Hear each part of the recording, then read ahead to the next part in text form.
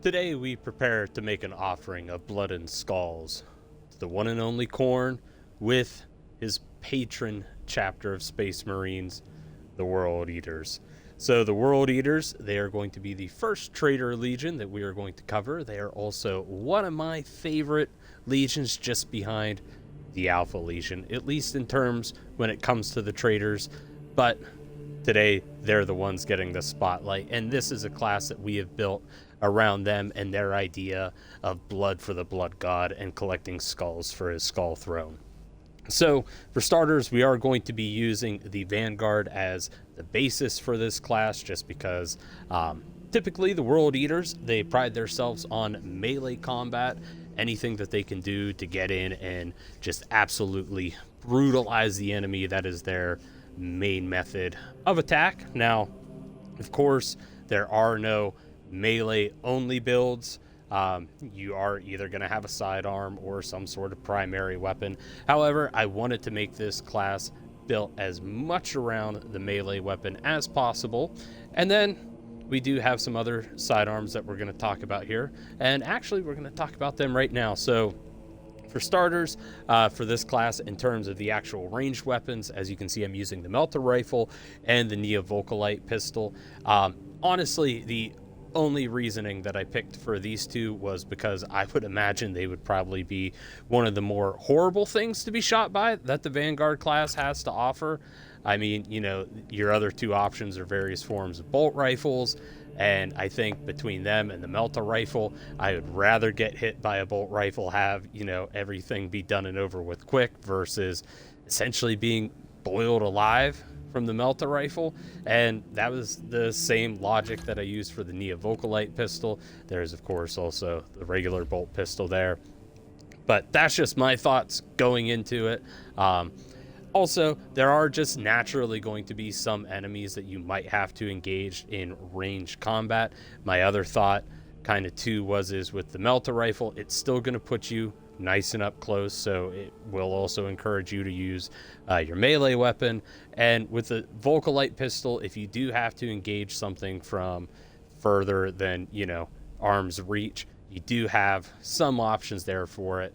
But with it primarily being a backup, you're mostly going to be relying on your melee weapon, which for me, I picked the chainsword. You do have the combat knife.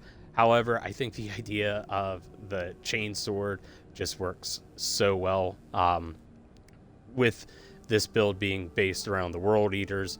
All the executions with it, they're absolutely bloody, and they please Khorne, so that's why we're using the chainsword. Pick whichever one you want. There is no wrong answer for this, just as long as you have it implanted at your implanted in your enemy at some point. That's all the Blood God asks.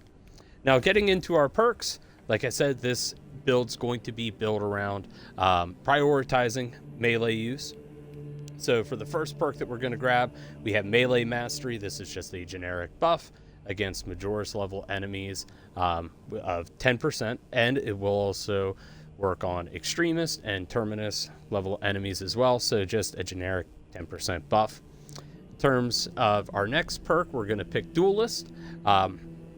This is going to double our perfect parry, or not double, but it's going to increase our perfect parry and block windows by 50%, just because we're going to be doing a lot of melee combat. There is some stun locking that does go on to people from here and there. I've been a victim of it myself, so this is just something that's going to help prevent that, especially because with this class you are going to be so up close and personal, and hey, mistakes happen. Sometimes you miss a dodge, sometimes you miss a block. Still want you to be having fun. Next perk that we're going to use is Retribution. So if you do get grabbed or knocked back, you're going to deal 25% more melee damage for 15 seconds. So kind of the thought that I had about this is World Eaters are very, very famous for the nails that are in their head. Essentially, you know, they can't feel pleasure or any positive emotions unless they're killing. So I thought the idea behind having like the nails in the head and this perk, in a weird way, I thought it kind of worked out. You know, like if somebody is able to grab a hold of you, it means you're in for a good fight. And in turn, you get a melee boost from it because, you know, you're able to release those endorphins. and so on and so forth. Now, looking over at our team perk here, we are going to grab Unmatched Zeal, and this has been buffed to the high heavens. It's phenomenal. So what it does is any melee finisher on an extremist or terminus level enemy, it's going to heal whatever character does it. So whether that's you or a teammate, it's going to heal them by 30%. That's just going to, of course, encourage the bloodlust in that, because it does have to be a melee finisher. You can't just, kill them from far away. You do have to get up there and make them bleed a little bit. So I thought this was the perfect team perk to go for with this class. Now, looking over at the gear, there really wasn't a whole lot over here that I felt was like super necessary, but I tried to just make as much of it melee focus as I could. So we are going to grab collateral damage. So the diving kick's going to deal 10% more damage, and additionally damages enemies on the way to the grapple launcher's target. Just kind of a nice way to deal some stuff while you're on your way to the main target there. Next, we have Zone of Impact. So anytime that you perform a finisher with the grapnel launcher, you're going to deal damage to nearby enemies. Essentially, if you see an enemy that is in range of being executable, as long as you hit them with the grapple launcher, once you make it to the target, your character is going to immediately go into an execution, as long as there's enemies within, I can't remember offhand what the distance is, but it's a relatively smaller radius in that. But if there are enemies around, they are going to take some damage. Sometimes this will be enough to kill some of the smaller ones, but mostly it'll just make everything easier around you to kill. Finally, we have Thrill of the Fight. Now, this is probably the best perk within the gear category, at least only speaking for this build. But anytime that you get a perfectly timed parry, block, or dodge, you take 20% less health damage for 5 seconds. As you can see, there is no recharge timer on this, so as long as you're making those parries, those blocks, those dodges, you're going to be able to stave off some of that health damage, which is going to be huge, because I don't know if this is something from the update, but I've definitely noticed a lot more ranged enemies. Either that, or maybe it's just me being sick here recently, and that maybe it's just something my mind's kind of made up to explain why I just haven't been performing as good as what I normally do. But either way, taking 20% less health damage it's just an overall benefit. Finally, the signature perk, of course, we're going to go with Adrenaline Rush. Again, this encourages executions, and you're also going to be able to restore health off of it. So that's going to be our build for this. It's pretty straightforward. This is one that I feel it's just kind of fun to do. Also, if you are struggling with melee combat, this might not be a bad build to try, just because some of the perks are pretty forgiving when it comes to melee combat. It can help you learn the timing in that with some of the different melee weapons, and it'll just overall encourage you to get better with that. And that's such a huge part of this game. So that's going to be the class build right there. Next, what we're going to do is we're just going to load into a private match, see how it runs. And I think we're going to do my personal favorite one. Khorne demands a rather large sacrifice today. He always does. He's a very gluttonous god, at least in terms of blood and skulls. But as always, this is just going to be a regular private match on average. Again, all these classes, these are not necessarily built for high-end play. They're just more built for fun. But as always, you're welcome to stick around and check out to see how the build performs. If you want to go out and give it a try yourself and stop right here, I thank you regardless for watching. But yeah, we're going to be running Termination here. Again, just only on average.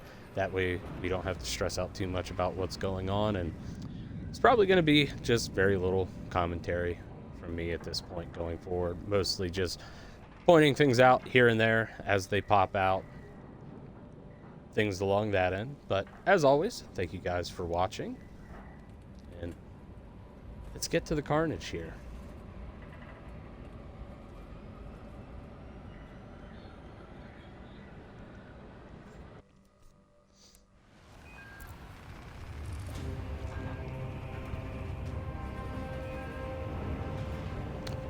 So one thing I do want to throw out right off the bat, and I'm interested to hear from you all, is what is everybody's opinion on the idea of them bringing chaos-themed customization items over to PvE? Now, I know on the PvP side of things, we do have armor variations for most of the chaos chapters, of at least the ones that are available within the game. So like Alpha Legion, Black Legion, World Eaters, stuff like that. You know, we do have customization items for them. However, they are strictly PvP.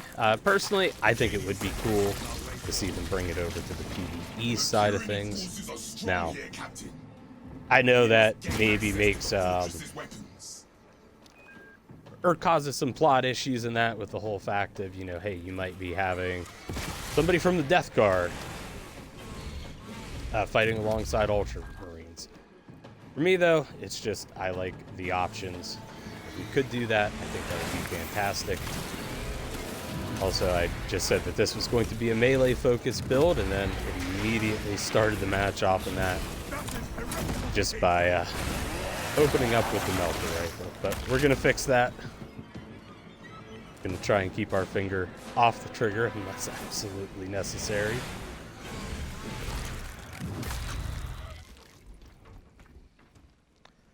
That is something, though, that I would like to see. It's just some more customization options. Even if they were just kind of some things that you could earn here and there, I think that would be pretty cool. But who knows, maybe we will get a champion pack, or at least hopefully some cosmetics at some point that we can use for PvE. I know that's what a lot of people primarily play.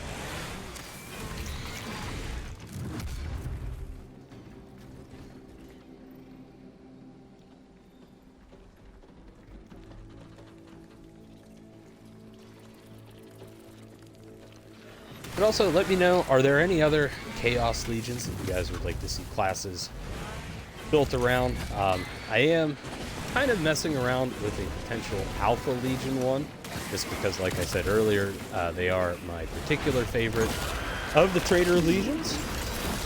I'll put that in quotation marks, because I know there's some people who think maybe they are the ultimate double agents and they're still loyal to the Emperor. But I'm just trying to think of a way to do that kind of plays off of some of their lore. And it's a little trickier than what I initially thought, but hopefully with just some experimentation, we'll find something that works.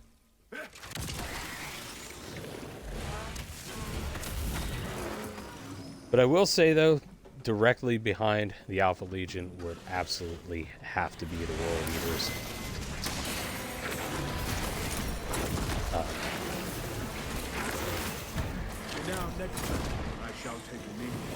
Yeah, I think that, you know, they're extremely solid villains. They fill that role extremely well.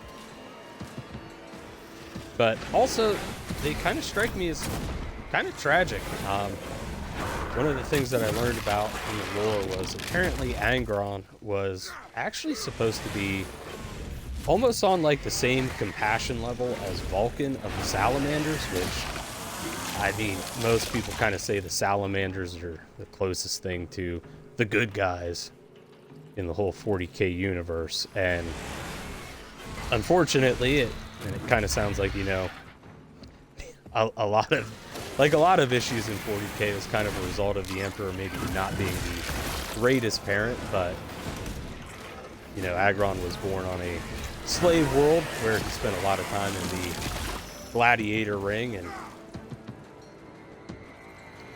you know, whenever, after killing essentially his adopted father, decided to rebel, the Emperor kind of whisked him away, and, you know, instead of helping Agron out, you know, defeat his captors and everything, he just kind of whisked him away to, you know,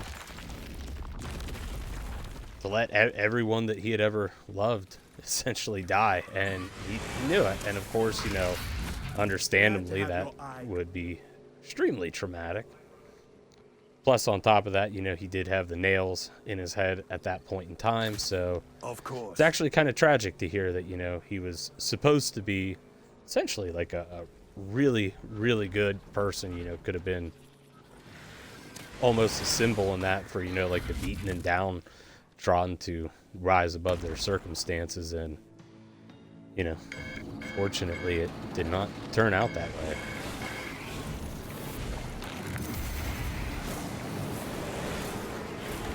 But his would definitely be a legion that I would not want to join anytime soon, especially some of that pre-Horus heresy world eater, you know, lore that's out there, where they didn't take a world in a certain amount of time. You know, you'd essentially have a large group of the world eaters just either kill themselves or their teammates, and I just would not want to be part of that. Definitely feels like a lot of times he set some pretty unreasonable expectations.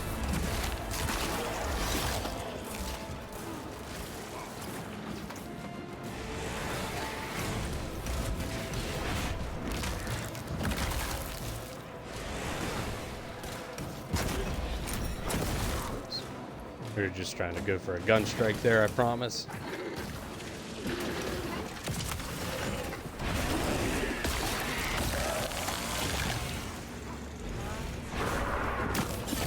And as you can see, so by doing the grapple execution there,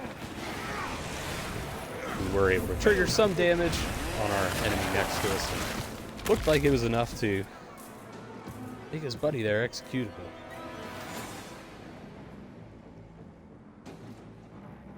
Your marksmanship leaves something to be desired. Now, of course, if you did want to play with this class on higher difficulties, I think you absolutely could. Probably just have to be a little bit more liberal with the use of your ranged weapons. Keen as ever. I guess we don't have to hit the loadout change because we don't need to put gasoline in this chainsaw.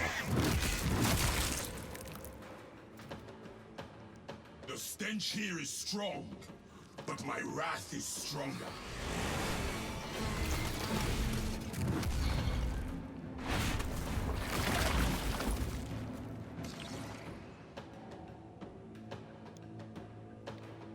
And I will say, nothing just beats those little endorphin rushes from all the executions.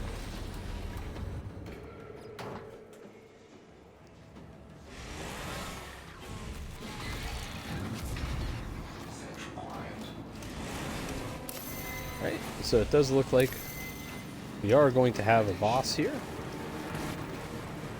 Activate these consoles and we gain access to the fortress and its weapons.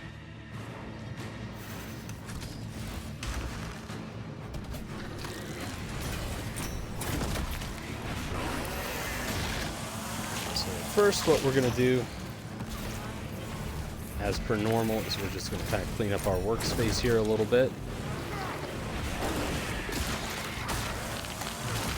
We have to awaken the other console.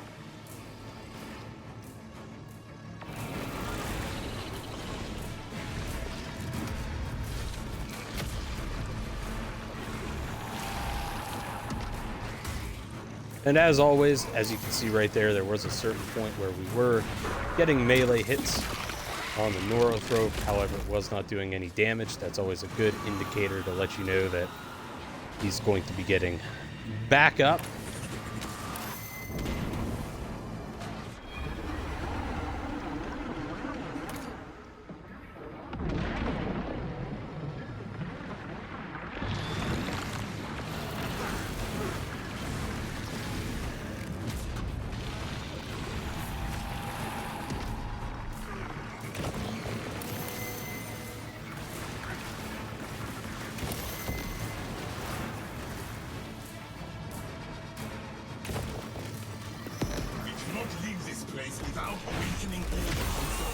And let's send him off to Daddy Corn.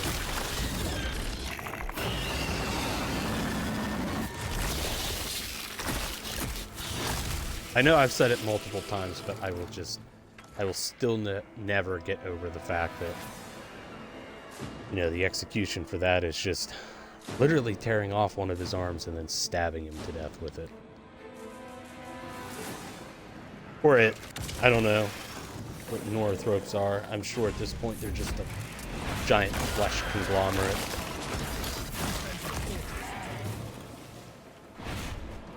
Either way, though, like our man Arnie said, if it bleeds, you can kill it.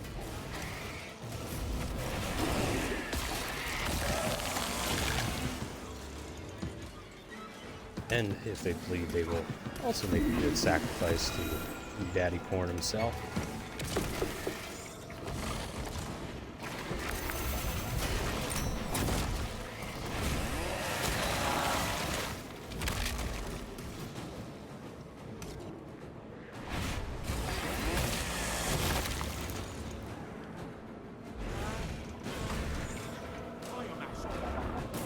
Alright, we are gonna use the melter rifle here just for a little bit. Deal with this biovore. Consoles paused. It's bound for a matter to resume.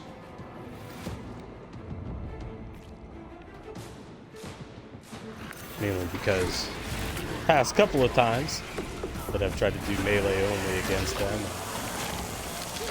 kind of turn around to bite me a little bit in the ass.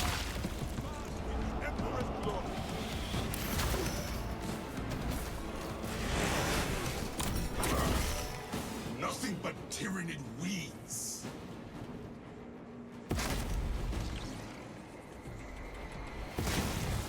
Rotten inside and out. And it doesn't quite got that one. There we go. Let's fix that there real quick. Blessings extended to the sun.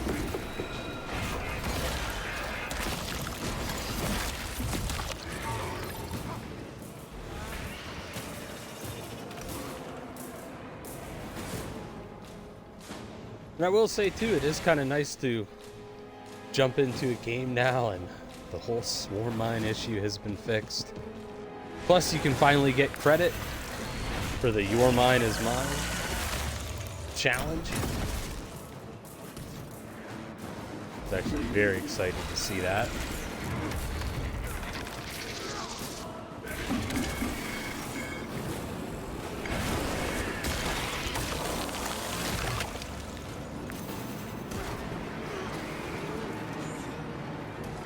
You know what? We'll just let them rush us over here.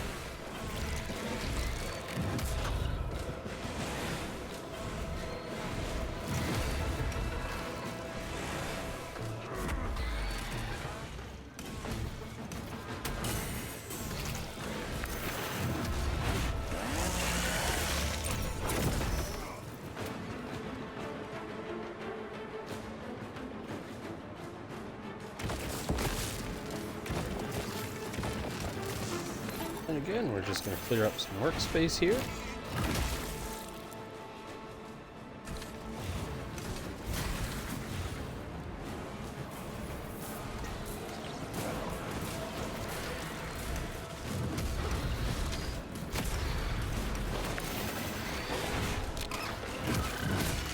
Vessel complete. Ministerial authority accepted. Praise the Omnissiah. System restoration complete. Primary controls reset.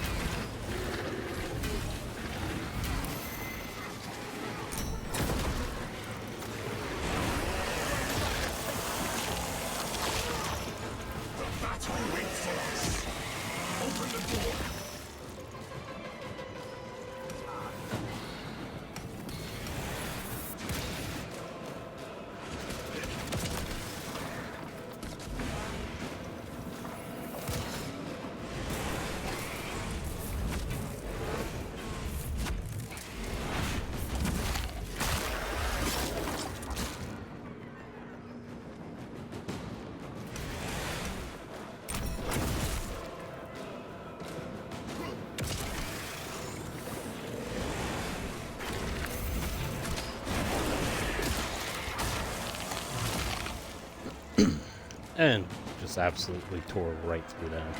Now, even though they did nerf our signature perk down to only 5%, definitely still feels like you get a fair enough bit of health back. I know that is something that I have seen a lot of people mention, is they wish that executions across the board would restore health, which I'll be honest, I'm kind of coming around to myself. At first, I kind of thought that that would be something that would maybe make some perks obsolete, but I think actually by being able to stack stuff on top of, you know, any sort of basic health regen, I think it would actually just kind of make the game a little bit more fun.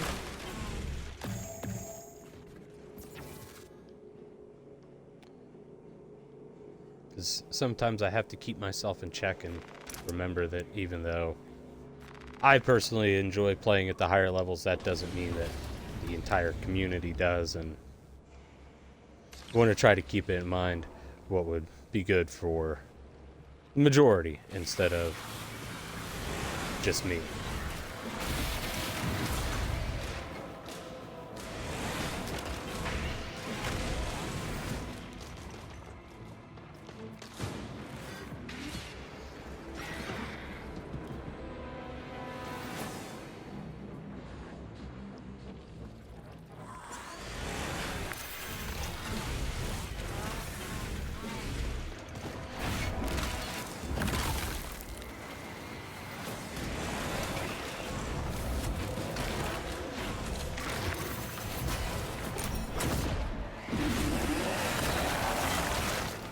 I think I hear a lick.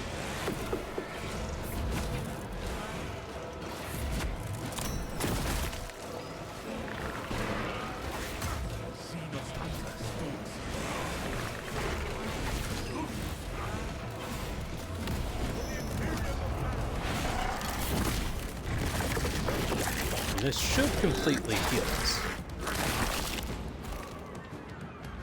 Yep. So as you can see, unmatched zeal, being able to get back a third of your health every time just for killing an extremist or a terminus.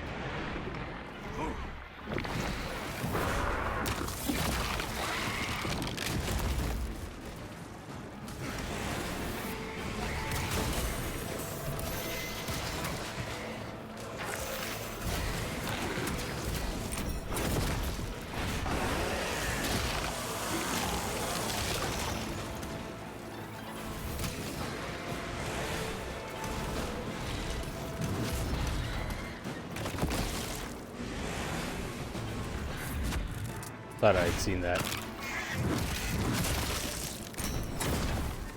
There we go. I thought I saw the icon telling us we could do a gun strike there, but I guess somebody must have cleaned him up last moment.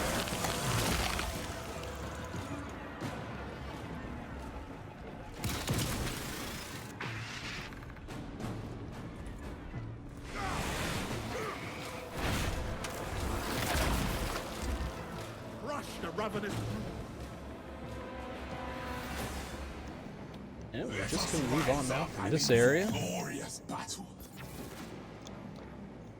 and get ourselves headed up to a nice little boss fight. In terms of teammates, though, I would recommend running this class with definitely the heavy or even the tactical stuff that's really good at dealing with a lot of the smaller enemies to help out with the crowd control. That way you can go for more of the one-on-one duels. Definitely recommend that. Sniper also wouldn't be too bad either, just because as you can see from a couple of those scenarios there where we did have multiple Majors and their attack patterns were just timed different enough that we couldn't really respond to each individual one. By having somebody who's able to sit there and maybe take out one or two of them here and there for you would be absolutely huge.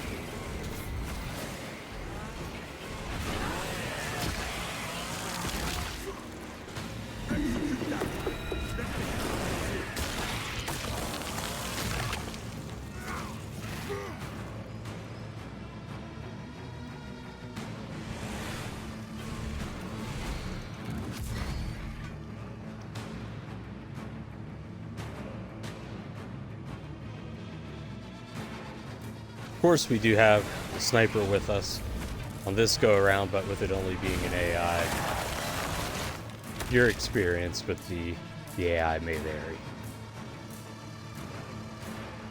I've had times where, you know, the AI has done some pretty clutch things here and there, but Control console is within sight.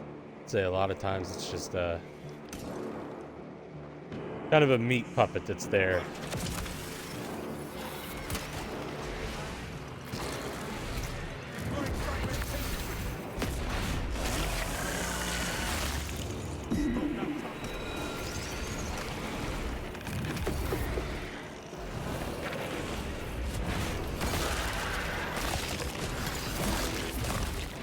We must activate the cannons.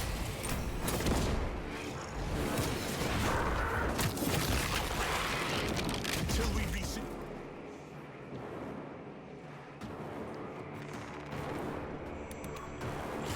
Defensive cannons active.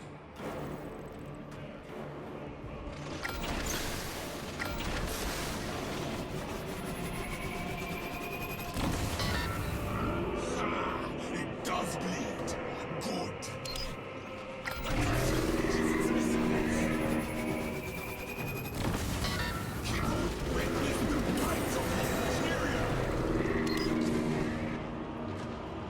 Kind of hoping we were going to be able to get that shot off before the sniper did. Unfortunately, looks like we both fired at the same time.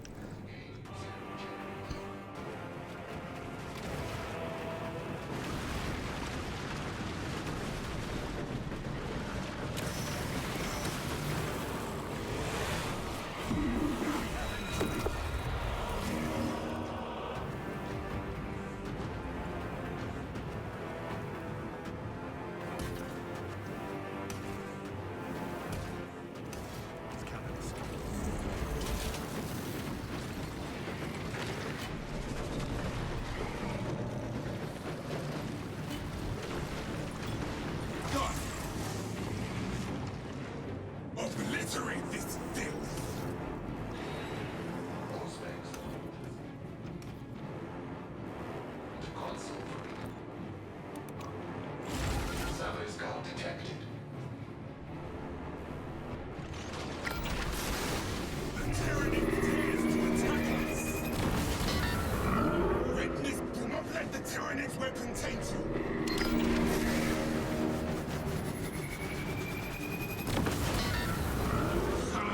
It does bleed. Good.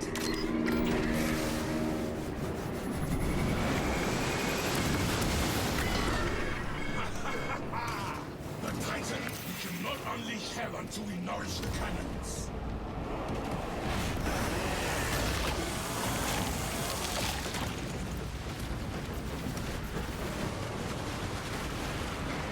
I do believe, yep, I was going to say, I do believe I heard a wave get called in, so we are going to deal with that before we fire up that last generator. As always, we're just going to try and prioritize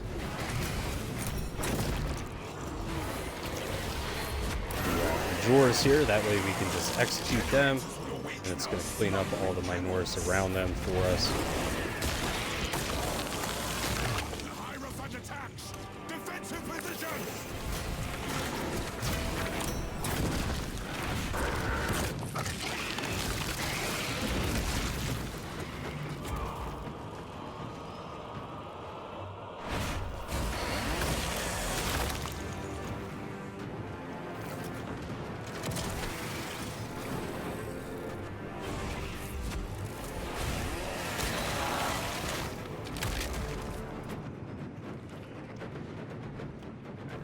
That should clean things up enough to where, yeah, I should be able to cover us.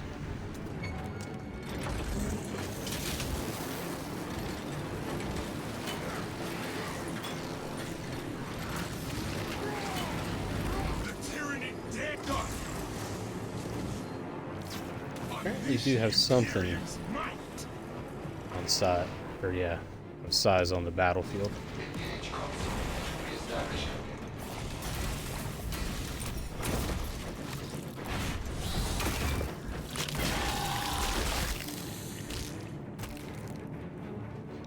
He didn't really put up much of a fight.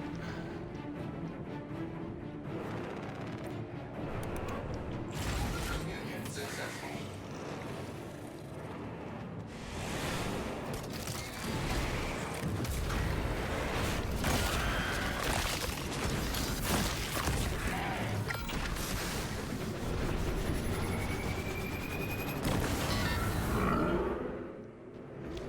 There we go. So that was our World Eaters build. Honestly, just a really fun class setup in that. Those executions, they just feel so good. I don't know what it is. Maybe they just tickle something in my little chimp brain, but they're super fun to do. And to have a build that rewards you for doing it just feels so good. But as always, thank you all for watching. For those of you that watch this live, we are going to be jumping on to live stream later today. We just had a little break in the day and wanted to get this recorded here so we could get it up onto YouTube. But yeah, as always, thank you all for watching.